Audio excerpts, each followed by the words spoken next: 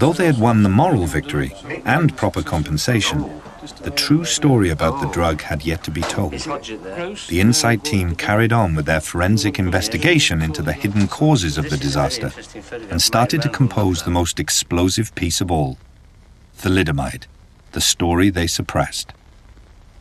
After the September the 24th article appeared, it was only after that that we really began the investigation.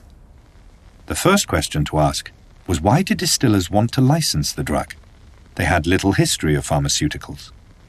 The thing about distillers was that they were new to drugs. Thalidomide was practically the first drug they'd ever handled. And they'd read an article, which I think actually appeared in the Sunday Times, written by Aldous Huxley, a sort of Brave New World account of what was going to happen, a sort of futurologist sort of piece, saying that drugs were going to replace alcohol. And they sort of had a bit of a panic, and they thought, well, we better do something about this. And that is why they got into drugs. The investigation looked to challenge the distillers' claim about the tests carried out in that era. We looked to see which drug companies did what and what they knew about drugs in the 50s. I then went to America, and I went around all the major drug companies, finding out what they knew before marketing new drugs. And what we very quickly learnt and confirmed was that the serious companies, the companies which had been in the business for a long time, did reproductive studies, actually looking to see whether they produced damage to the fetus. Lederle, Hoffman LaRoche, Smith, Kline & French, they all did reproductive studies. And ICI here, ICI actually went to the level of using primates, which was very serious indeed.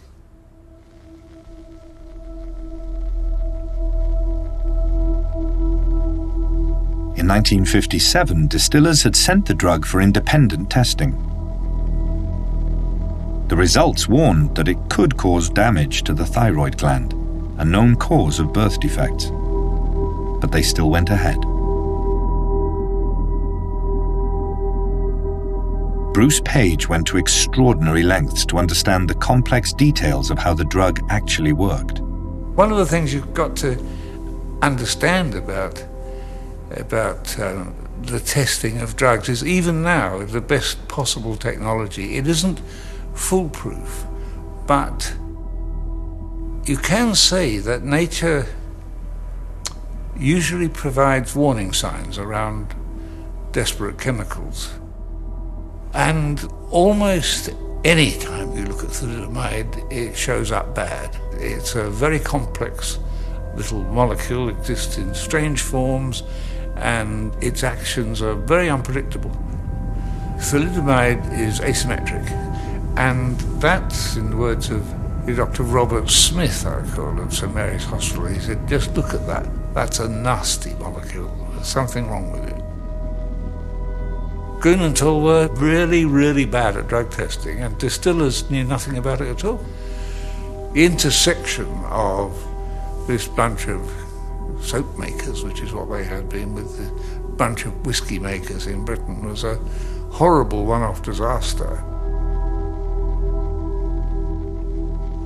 The Minister of Health at the time, Mr. Enoch Powell, instead of rushing to the defence of the parents, doesn't have a public inquiry and is briefed or receives a briefing which is basically the distiller's case and accepts it. Yes, the civil servant who briefs Powell is himself briefed by a senior man at distillers.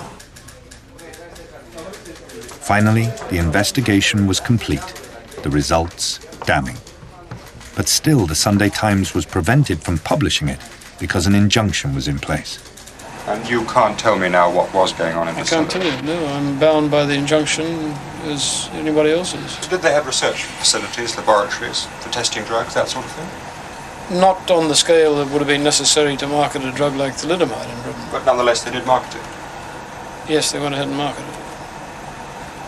And how that came about is the part that you can't tell? That's what I'm not allowed to tell. We're already on touchy ground here. The details of why they actually picked on thalidomide, why they went to Chemie Grunenthal, what tests they did on the drug before marketing it on animals, what tests they did to see how the drug was absorbed into the human system, what tests they did to see whether it was safe for pregnant women to take before advertising it as such, what clinical trials they did, and the results of those clinical trials I can't discuss. However, building on the Insight team's research, the Thalidomide Trust and others have finally, but only recently, began to uncover the full story of the drug's development. They looked into how the owners of Chemie Grunenthal had had the resources to set up a pharmaceutical division when all around them was rubble. They discovered that they were paid-up members of the Nazi Party who'd exploited the Aryanization program in order to buy up Jewish-owned companies at a fraction of their value. According to the company's records, it only took 8 weeks from starting to develop their wonder drug to the first patent for thalidomide being filed. This seemed a suspiciously short amount of time. In all likelihood, the scientists involved had been working on these compounds prior to the war.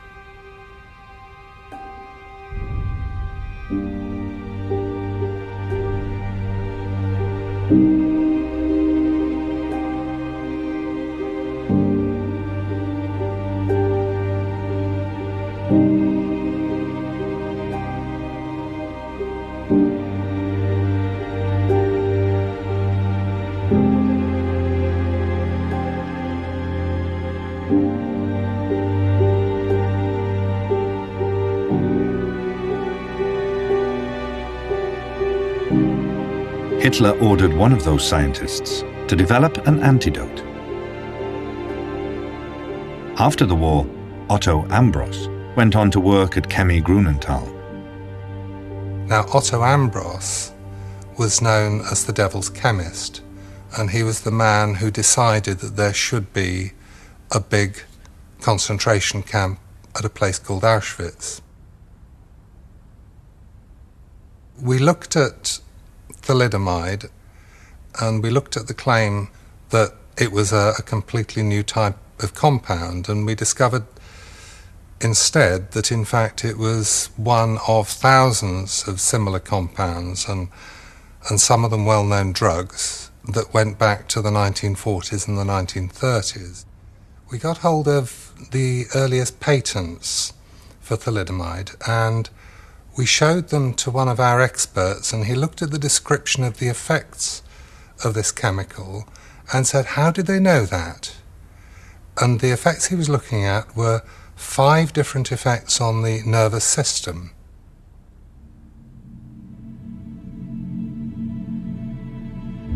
These 5 separate descriptions show that the writers of the patent knew that the drug acted on the nervous system in such a way that it caused the slowing down of muscle movements, creating a sedating effect. It reduced the metabolism, heartbeat, circulatory and digestive systems, with effects on the immune system. There was no legal way in which they could have tested this chemical on humans before they wrote this patent, and in any event, in post-war Germany, that would have been illegal. Although we have no direct evidence that thalidomide was used or tested in the camps, there is a lot of circumstantial evidence, and one of the startling stories we heard was from the mother of one of our thalidomiders. It was my brother-in-law, who was one of the first into Belsen concentration camp, who liberated them. It was only nearing the end of his life that he said, you know, that's where I saw babies with deformities like thalidomide. He says some were living, only just, and others were very dead. But he says they had been obviously giving it to the mothers of these children. This is the doctor in charge of the female section of the concentration camp, Bergen-Belsen. She adds that various medical experiments were made on the prisoners. Doctors gave some of them intravenous injections. And it was when we started looking at the patents for similar compounds in the 1940s that we realized that all of these drugs were being tested for their anticonvulsant effects. And this made sense only in an era where people were trying to find antidotes for the nerve poisons. This clothing will protect the wearer from contact with liquid nerve agent as well as from nerve agent vapor. And if symptoms of nerve agent poisoning appear, you have still another form of protection, your atropine injector. This is to be used only after symptoms of nerve agent poisoning appear. Any potential antidote to the nerve gases would have to have been designed to temporarily deaden the victim's nervous system. However, this effect would have catastrophic consequences for a baby developing in the womb. The way the drug damaged the babies was acting as a nerve poison, and the thalidomide molecule gets into the baby just as its nervous system is starting to form and kills the developing nerve end, and it does it with great precision. The nervous system begins developing around day 20. So on day 20 to 21, the baby is liable to have severe brain damage. And at day 21 to 22, it may remove one or both of the eyes and damage the remaining eye. And at 23, it'll take away the hearing. And it may remove the ears, it may damage the inner ear, the middle ear, the outer ear, and it may do those in random combinations. And around day 24, it'll begin removing the arm system, so it begins with a complete removal of the arms, until by 28 it'll just be damage to the hands and wrists. And around day 30, it'll be the removal of the legs, or severe damage to the legs, down to day 35, where it'll be moderate damage to the legs and feet. So thalidomide attacks the embryo almost with the precision of a sniper's rifle, with the effects changing day by day. So thalidomide was a byproduct of the Nazi chemical warfare program. It only stood out from the other compounds developed at the time because it acted as an addictive sedative that gave the user a high. So I took them, which they did. They was good, don't get me wrong. They were smashing when I took them, you know. I felt real good. The crimes with which these men are charged were not committed in rage or under the Ambros was implicated in serious war crimes involving the deaths of tens of thousands of people. But by the time of the Nuremberg trials in 1946, the Allies were overwhelmed by war criminals. Otto Ambros. Ambros. Although some Nazi scientists were executed, most punishments were relatively lenient. Otto Ambros could no longer go and work in the top companies in the industry, and that's why they were working around smaller businesses like Grunenthal. Inexplicably, in December 1970, the judges at the trial of executives of Chemie Grunenthal suspended what was by then the longest criminal trial in German history. After 2.5 years in court, the accused were neither exonerated nor found guilty. The question of criminal responsibility has never been concluded.